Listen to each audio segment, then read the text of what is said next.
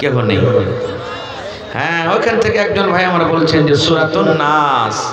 মাশাআল্লাহ, সূরা প্রথমে সূরাতুল ফাতিহা আর সব থেকে লাস্টে সূরাতুন নাস।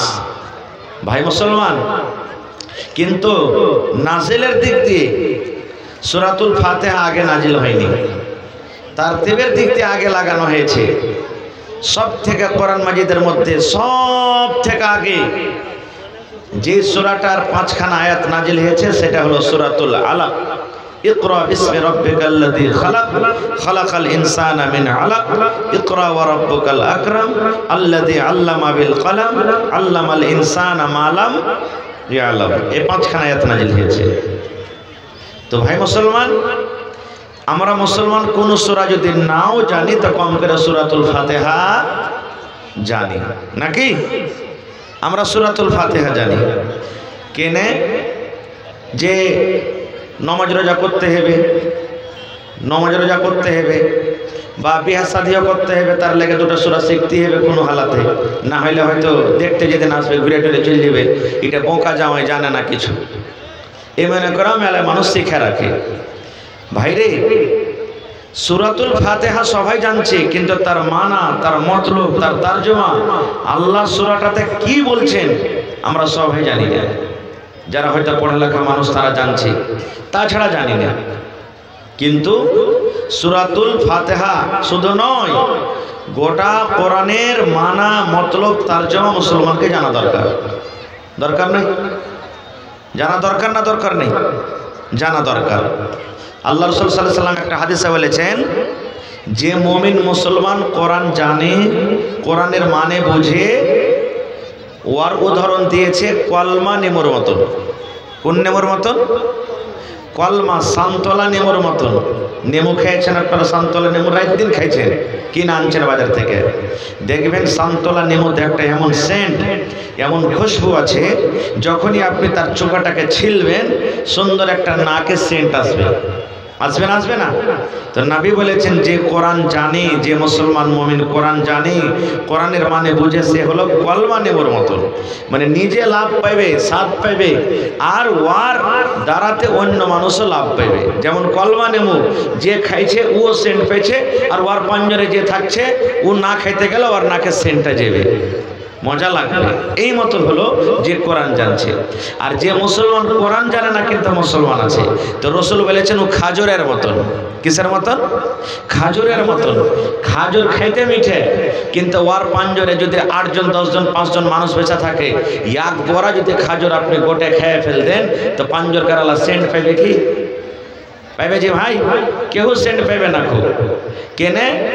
যে খাজুর খাইছে ওই বুঝতে পারবে যে এটা মিষ্টি আছে কি তিতা আছে কি খাটা আছে কি মিঠা আছে, খাইতে ভালো লাগছে কি লাগে না, শুধু ওই জানতে পারবে। ওর পাঞ্জরকার লোক জানতে পারবে না, কোনো লাভ হাসিল করতে পারবে না। এই মতো একটা মুসলমান যে শুধু মুসলমান কিন্তু কোরআন জানে না, কোরআনের মানে জানে না, তো খাজুরের মতন নবীজি উদাহরণ দিয়েছেন যে নিজে লাভ পেলে কিন্তু অপরকে লাভ দিতে পারলে না। তো ভাই আমার, আমি সূরাতুল ফাতিহার কিছু কথা আপনাদের সামনে রাখবো। সূরাতুল ফাতিহাকে 2 ভাগে ভাগ করা হয়েছে। এক ভাগ আল্লাহর জন্য, এক ভাগ বান্দার জন্য। এক ভাগ মানুষের জন্য, এক ভাগ আল্লাহর জন্য। কত থেকে কতটুক মানুষের জন্য আর কত থেকে কতটুক আল্লাহর জন্য। আলহামদুলিল্লাহি রাব্বিল আলামিন, আর রহমানির রহিম, মালিকি ইয়াউমিদ্দিন। এখানটা হলো আল্লাহর জন্য।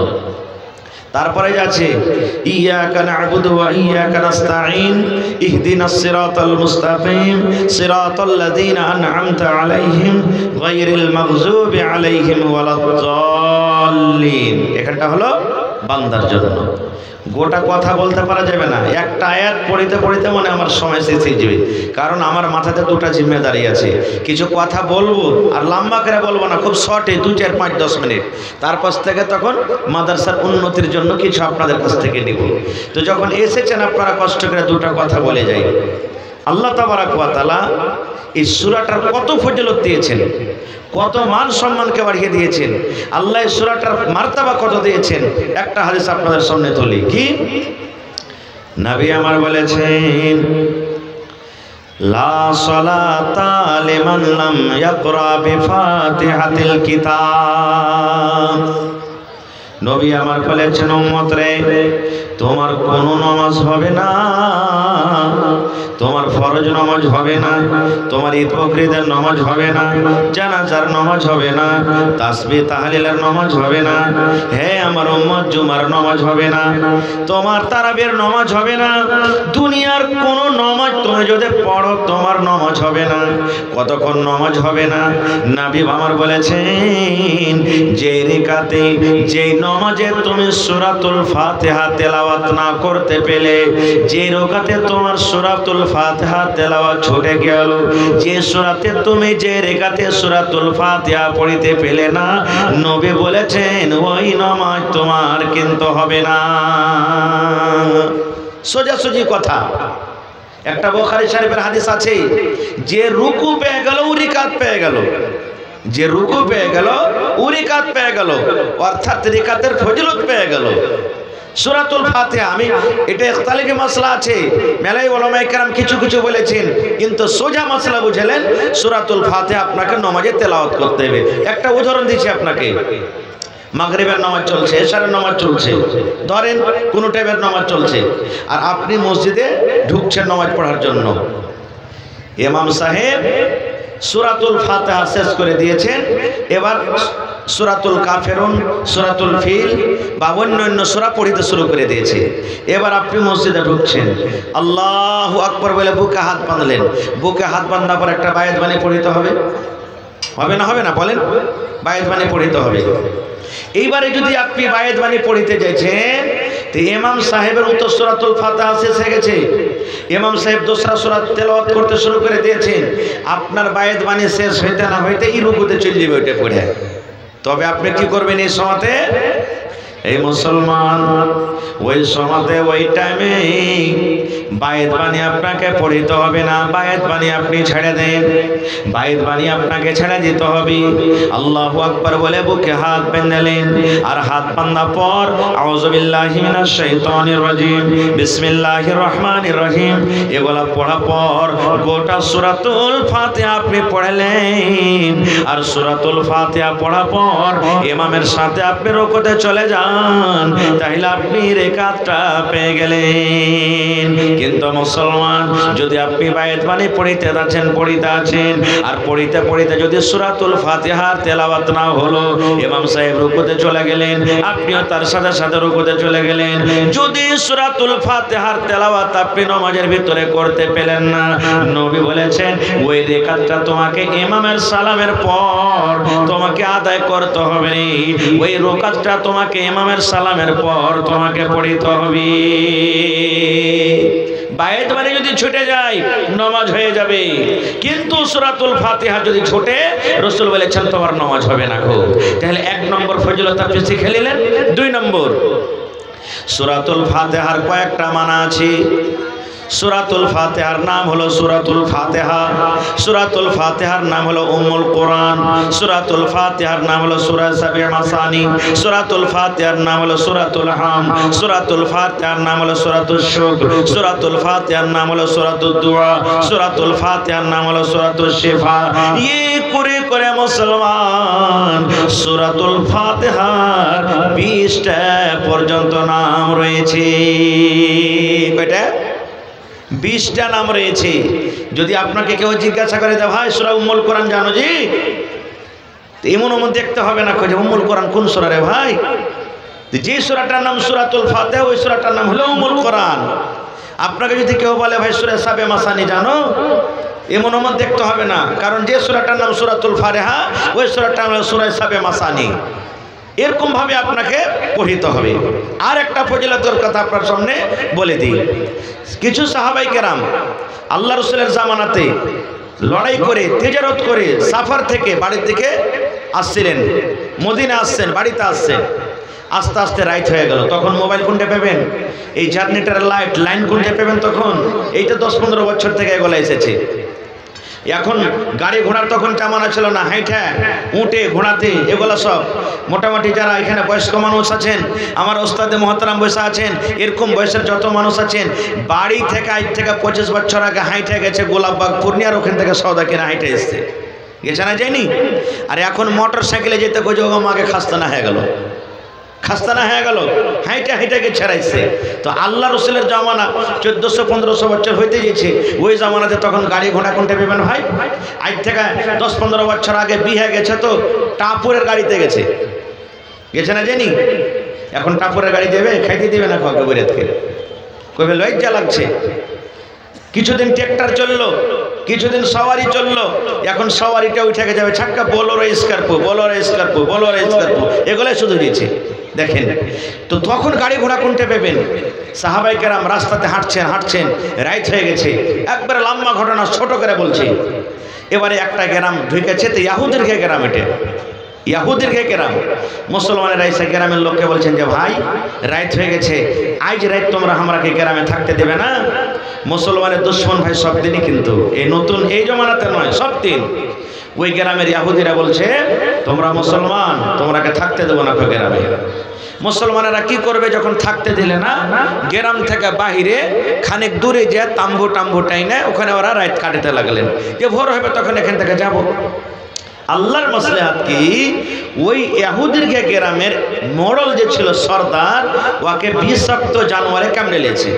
সাপ হোক যে কোনো বিচ্ছু হোক, এমন এমন বিচ্ছু আছে, একটা বিচ্ছু আছে আমি নাম ভুলছি, সাপের মতন ওর জহর, কামড়ে নিলে ওতে মানুষও মরে যায়, এরকম তার জহর। এরকম বিষাক্ত জানোয়ার হয়, সাপে হোক বা বিচ্ছুত হোক, কামড়ালছে, বিষ লেগে গেছে। এখনকার মতন কোনটা তখন ডাক্তার পাবেন, আরে সাপে কামড় দিয়েছে তাড়াতাড়ি করে সদর হসপিটাল নিয়ে চ, উমুককে দাগ তুমুককে দাগ, কোথায় পাবেন? এবারে কি করে ভালো হবে, কেমন করে ভালো হবে, ছটফটি লেগে গেল। ওই গ্রামের মোড়ল সর্দার। তখন একটা লোক বলছে, যারে মুসলমানের একটা জামাত কিছুক্ষণ আগে যারা গ্রামে থাকতে চেয়েছিল, থাকতে দেওয়া হয়নি, দেখো তো বেশি দূর ওরা যায়নি, ওরা হয়তো কিছু ওঝাগুনি জানে, এলাজ পানি করতে জানে, যদি পারো তো ওরাকে ডেকে আনো। দুটা লোক যেতে দেখছে তো গ্রামের বাইরে ওরা তাম্বু টেঙ্গে আছে। তখন বলছে, এ ভাই মুসলমান, তোমরাকে তো গ্রামে থাকতে দিনি, তোমাকে মন টন খারাপ হয়ে আছে, ভাইরে মাপ চাহাচ্ছি, ক্ষমা চাহাচ্ছি, আমাদের গ্রামের যে মোড়ল আছে, সর্দার আছে, ওকে সাপের কামড়ে নিয়েছে, বিষাক্ত জানোয়ারে, ভাই একটু তার তোমরা যে এবার এলাজ পানিটা করে দাও। এবার তখন মুসলমানরা কি বলছেন জানেন? রে আল্লাহর বান্দা, আল্লাহ রাব্বুল আলামিন যদি চাহে তোমাদের মোড়ল ভালো হয়ে যাবে রে, কিন্তু ফ্রিতে এলাজ করব না, টাকা লাগবে রে বাবা, টাকা লাগবে, মজুরি লাগবে। বিনা মজুরিতে আমরা এলাজ করতে পারবো না, বিনা মজুরিতে এলাজ করা হবে না। বলছে মজুরি নেবে না তো? হ্যাঁ। বলছে কত মজুরি নেবে? এই করতে করতে কথাবার্তা হতে শেষ কথা 30টা ছাগলে কথা হলো। আবু দাউদের হাদিস এসেছে, কয়টা ছাগল? 30টা ছাগল যদি ভালো করতে পারি তো 30টা ছাগল তোমাকে লাগবে। তখন বলছে ঠিক আছে 30টা লাগবে তো লাগবে, কিন্তু চলো আমাদের রাজাকে বাঁচিয়ে এলাম, মোড়লকে বাঁচিয়ে এলাম। যেমন আমরাই যখন কোনো মুসিবতে কেউ পড়ে যায়, ডাক্তার বলে দেখো ভাই এই কাজটা করতে গেলে তোমাকে 10,000-15,000 টাকা লেগে যাবে।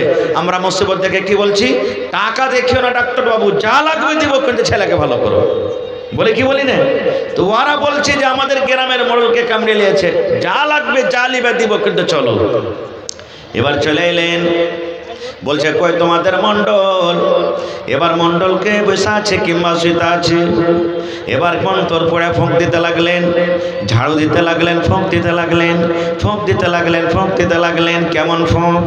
এখনকার করবে যারা যেমন ফোঁক দেয়, যদি ওরা জিন ধরে, ভূত যদি ধরে, মশানকে যখন ধরবে, সামনে ওরে আল্লাহ আগরবাতি রেখে দিবি, সামনে পেড়া রেখে দিবি, সামনে মতের চড়ে লাড্ডু রাখবি, আর সুন্দর করে হাতে এখন তুলসীর পাতা ধরিয়ে দিবি। আর ধরিয়ে দেওয়া তখন বলবে কালো কালো তুলসীর পাতমা গো, কালো দরিয়ার পানি, কালো কালো তুলসীর পাতমা গো, কালো দরিয়ার পানি, কোথায় আছো তোরা ডাকনি, ছেঁচো দরিয়ার পানি মাগো, ছেঁচো দরিয়ার পানি।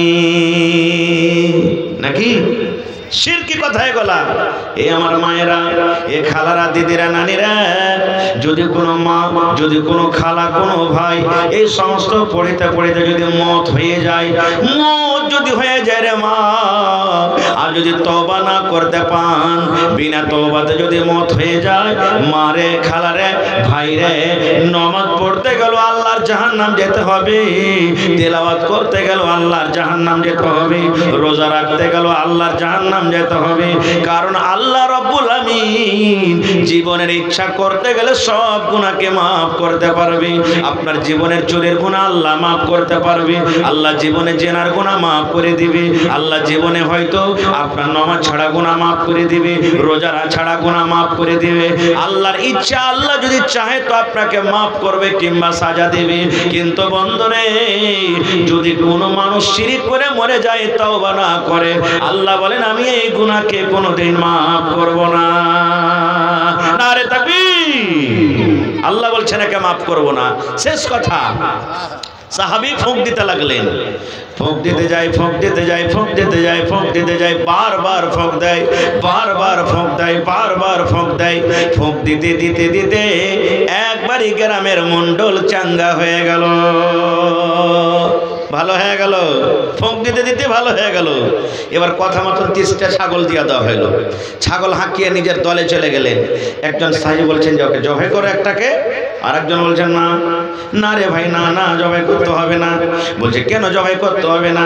বলছে কইরে জি কইরা তুমি ছাগল পেয়েছো, তুমি ডাক্তারি কইরা ছাগল পেয়েছো, এই ছাগল খাওয়া হালাল আছে কি হারাম আছে? আমরা অতক্ষণ পর্যন্ত জবাই করব না রে, যতক্ষণ পর্যন্ত এই ব্যাপারে নবী মুহাম্মদ সাল্লাল্লাহু আলাইহি সাল্লামকে ফতোয়া জিজ্ঞাসা না করব। মেলায় কাজে আমরা হঠধর্মী করি, হ্যাঁ যা হবে হবে হয়ে যায়, আরে যা হবে হবে হয়ে যায়, আরে চলো করে নাও। মেলায় কাজ এরকম আছে, যেমন একটা উদাহরণ দিচ্ছি, কোনো ছেলে, কোনো বেটা ছেলে বেটি ছেলে জেনা ব্যভিচার করে নিয়েছে, বেটি ছেলে হয়তো বিয়ে হওয়া, এরকম হয়েছে না, হয় না?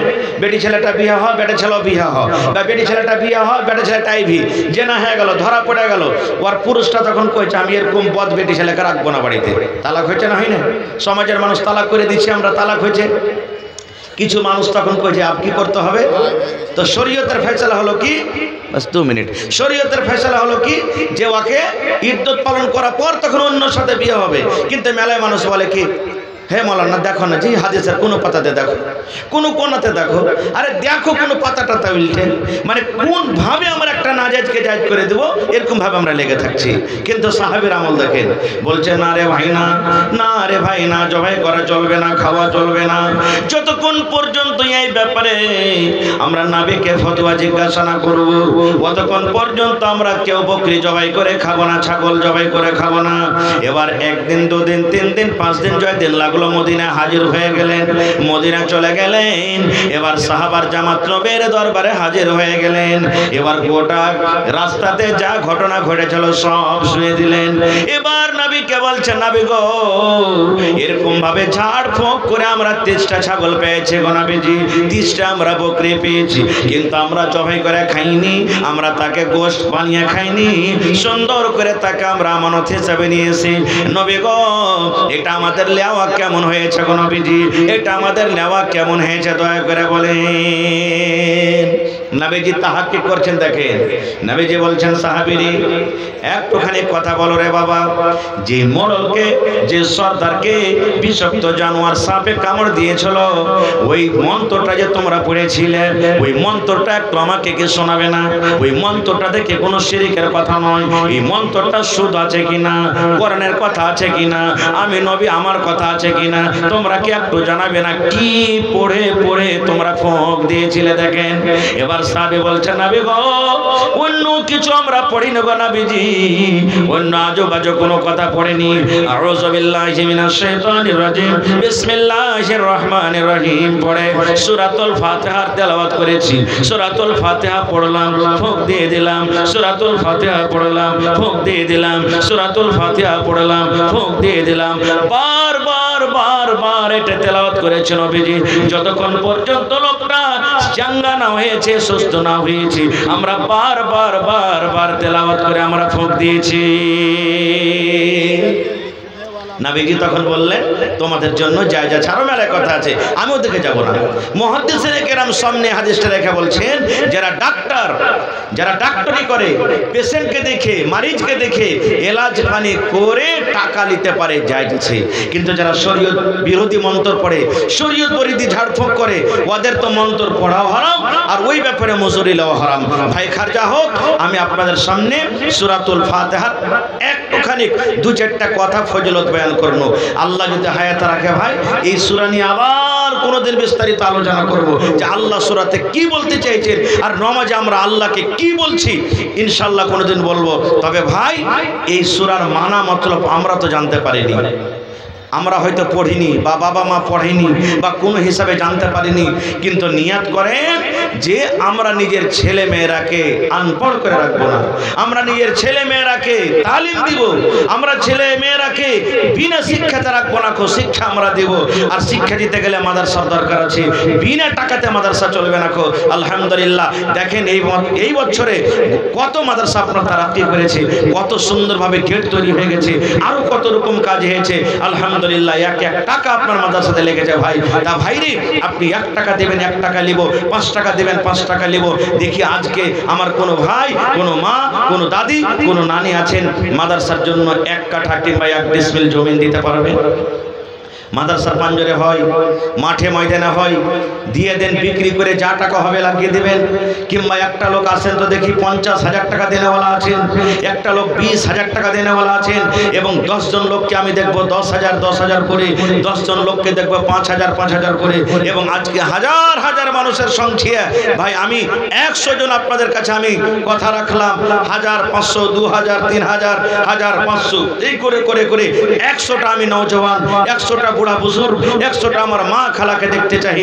এই কোরআনের জন্য মাদ্রাসার জন্য 1,000, 2,000, 500 করে আপনারা জমা করবেন। আল্লাহর রাস্তে কেউ খালি থাকবেন না। 10 থেকে 15 মিনিটের মধ্যে আমার হাতে চট চট চট চট করে নিজের দানটা আপনারা হাজির করে দেন। তাসিকুল মুখিয়া বেতন আর 2,000 মাশাআল্লাহ। এই দেখেন আমার মুখিয়াজি তাসিকুল ইসলাম সাহেব কাজরা বেতনা থেকে 2,000 টাকা দান করে দিয়েছেন। মাশাআল্লাহ। মুখিয়াজি চলে গেছেন নাকি? চলে গেছেন। মাশাআল্লাহ। আমি 100টা লোককে চেয়েছি 1,000, 2,000 করে, আর তার মধ্যে 1 নম্বরে 2,000 টাকা চলে এসেছে। আরো 98 কলমের আবদার রাখলাম আপনার কাছে, ইনশাআল্লাহ পূর্ণ হয়ে যাবে। মাশাআল্লাহ। জাযাকাল্লাহ, হায়াকাল্লাহ, বারাকাল্লাহ।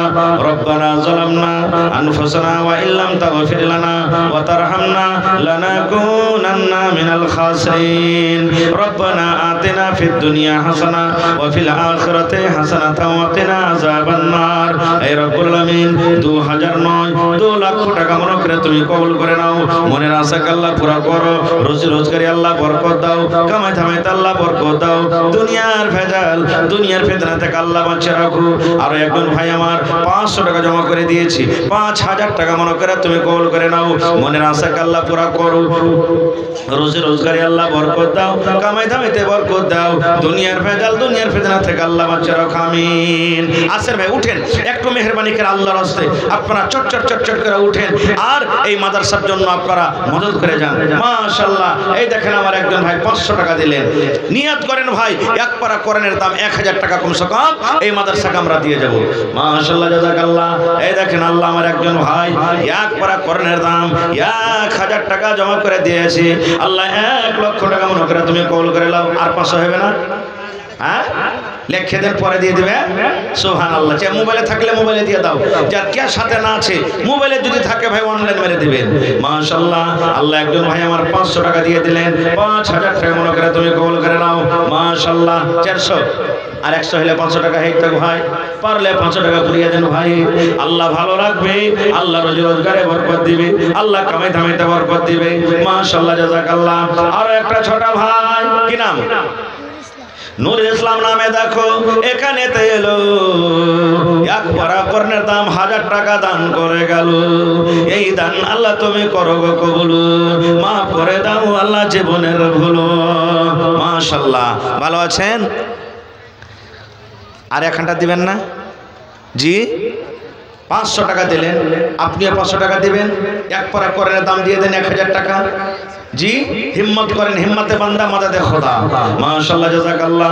আল্লাহ আমার দুজন নানা যান 500 করে 1000 টাকা জমা করে দিলেন।